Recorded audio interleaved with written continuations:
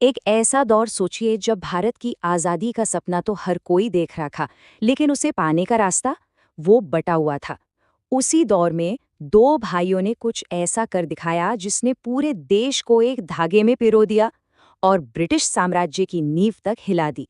ये कहानी है मोहम्मद अली और शौकत अली की, जिन्हें हम सब अली बंधुओं के नाम से जानते हैं। और देखिए, ये शब्द किसी भारतीय क्रांतिकारी के नहीं है। ये कहा था एक ब्रिटिश जेल अधिकारी ने। सिर्फ एक लाइन, लेकिन ये बताने के लिए काफी है कि इन दो भाइयों का खौफ अंग्रेजों के दिल में किस कदर था। तो सवाल ये उठता है कि आखिर कौन थे ये मोहम्मद और शौकत अली, और ऐसी क्या ताकत थी इनमें जिसने दुनिया के सबसे बड़े साम्राज्य को डरा कर रख दिया था। चलिए, इनके सफर को एकदम शुरुआत से समझते हैं। देखिए, ये कोई आम क्रांतिकारी नहीं थे जो किसी मजबूरी में इस रास्ते पर आए हों।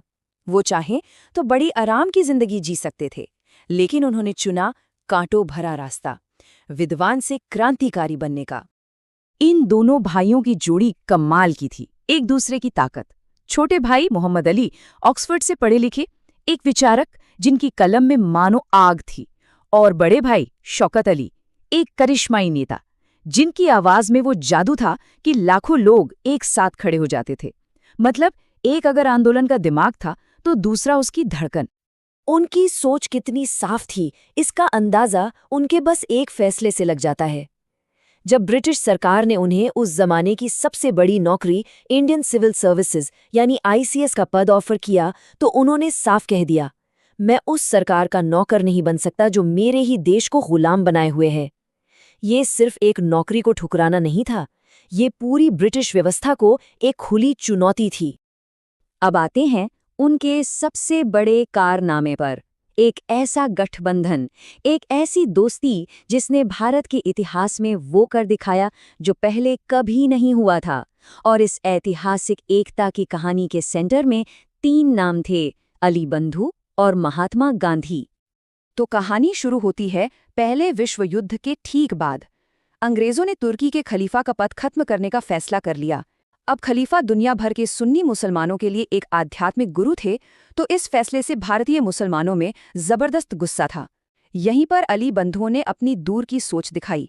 उन्होंने इस धार्मिक मुद्दे को भारत की आज़ादी की लड़ाई से जोड़ दिया।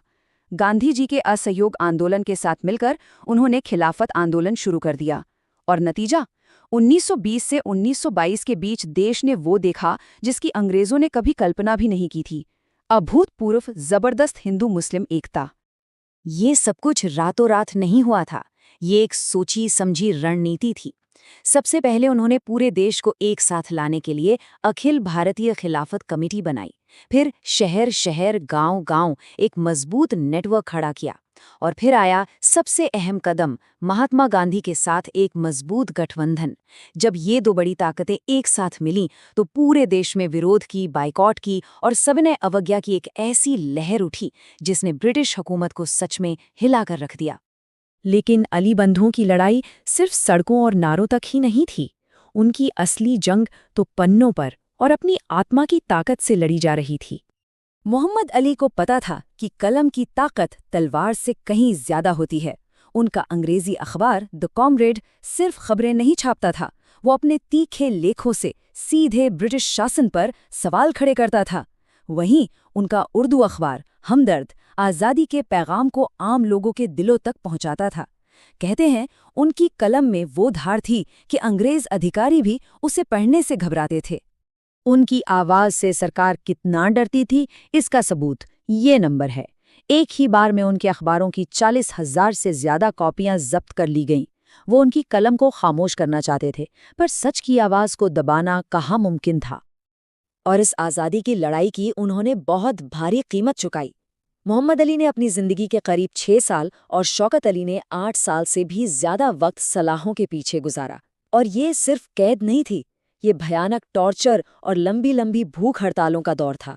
इस सब ने उनके शरीर को तोड़ दिया, लेकिन उनके हौसले को नहीं तोड़ पाया।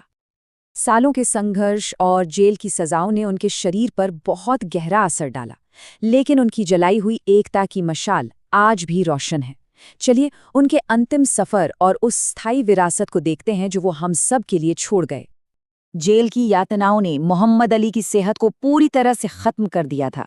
1931 में देश की आज़ादी के लिए लंदन में हो रही राउंड टेबल कॉन्फ्रेंस के दौरान ही उन्होंने अपनी आखिरी सांस ली। उनकी एक इच्छा थी कि वो एक आज़ाद देश की मिट्टी में दफन हों और इसीलिए उन्हें यरूशलेम में सुपुर्द खाक किया गया। उनके बड़े भाई शौकत अली 1938 में अपनी मृत्यु तक भारत की सेवा में लगे रहे। तो आखिर अली बंधुओं की विरासत क्या है?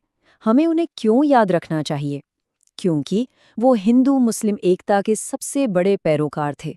उन्होंने दो बड़े आंदोलनों को जोड़कर देश का पहला सच्चा जन आंदोलन खड़ा किया।